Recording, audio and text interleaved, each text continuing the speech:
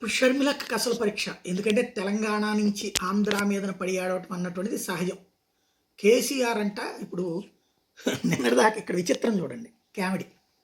చంద్రబాబు గారు తెలుగుదేశం పార్టీ వాళ్ళు ఆంధ్ర నీటిపారుదల ప్రయోజనాల్ని తెలంగాణకి తాకట్టు పెట్టేశాడు, కేసీఆర్కి అమ్మేశాడు అంటూ ఇక్కడ విమర్శలు చేస్తున్నారు.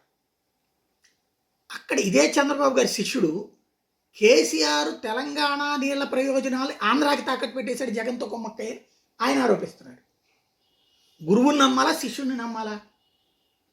ఇంకోటి, తెలంగాణకు ఒక్క చుక్క నీటికి ప్రాబ్లం వచ్చినా నేను పోరాడతానని చెప్పిన వైఎస్ఆర్టీపీ అధ్యక్షురాలు హోదాలో ఉన్నటువంటి షర్మిల ఇప్పుడు ఇక్కడ కాంగ్రెస్ పార్టీకి పీసీసీ చీఫ్ అయింది.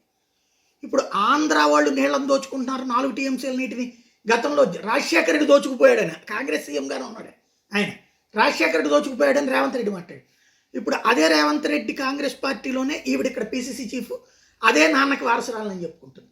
భలే విచిత్రంగా ఉంది కదా ఆంధ్ర తెలంగాణ రాజకీయం.